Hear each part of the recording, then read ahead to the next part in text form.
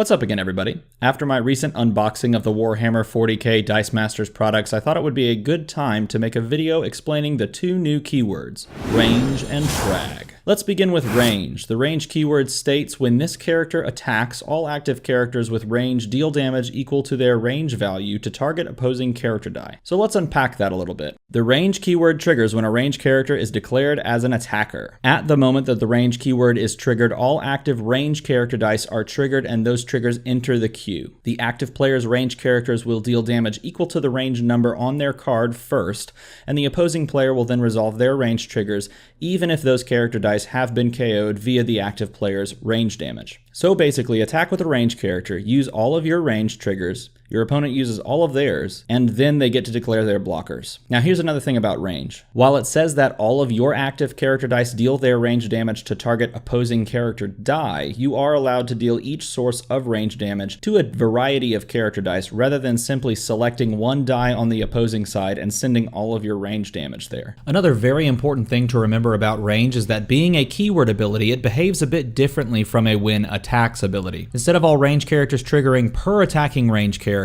all range characters will only ever trigger once when any range die is declared as an attacker. So if you declare 2 range attackers, or 3 range attackers, or 4 range attackers, etc., you'll only ever do this range portion of combat one time. It doesn't stack. In total, there are 17 range characters within this set. Of those 17, here are a few that jump out to me as very cool and synergistic with range itself. The Wolfguard Terminator, the Mightiest Warrior, is a range 1 character that also carries Infiltrate, which is very interesting. The combination of those two being really interesting.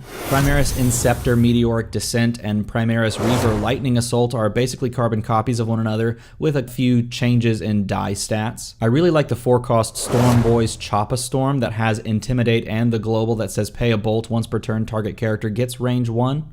Battle Wagon Heavy Troop Transport has both range 1 and also has this extra ability that says while it is active, when an opposing character die is KO'd by range, prep a die from your bag. So put this on a range team and then this is your ramp engine. And then clearly the one that jumps out most to me is Venerable Dreadnought Custodian of Knowledge. And it says, while Venerable Dreadnought is active, your active character dice have range 1, and that gives it to every character die you have, including sidekicks, every single one of them. So all in all, this is a really cool keyword that works well at removing small blockers before the declare blockers step, and can't be shut down by something that prevents when attacks abilities. It's fairly control-proof, as blanking a single range character with Shriek is often pointless because you're meant to run these characters in tandem. This is a keyword that I would keep my eye on, as it has potential to be very powerful if explored any further in any other future sets. On to frag. Frag states, when a character die with frag attacks and KOs one or more blocking character dice with combat damage, deal 1 damage to all opposing character dice that did not block this turn before damage is cleared. Essentially, get your frag characters engaged with some lower defense characters and then punish your opponent's non-blocking character dice.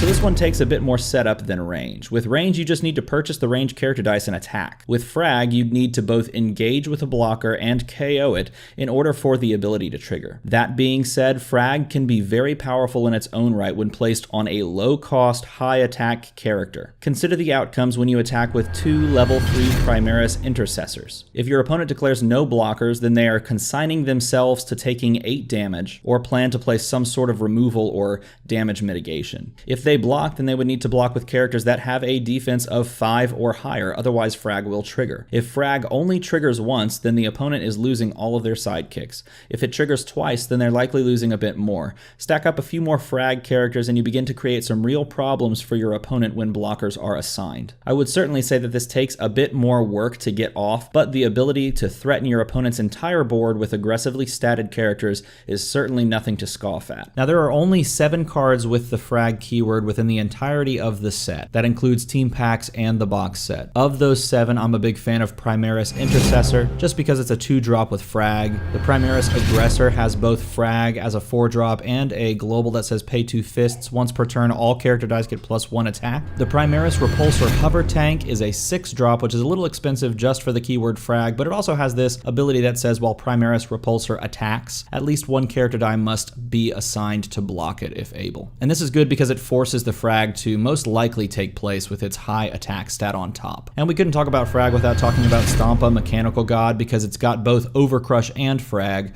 so it's going to deal a lot of damage no matter how you slice it. So those are the two new keywords that we will find in the Warhammer 40K set. Which keyword do you like better, and how do you want to build around each one? Let me know in a comment below, and as always, thanks for watching.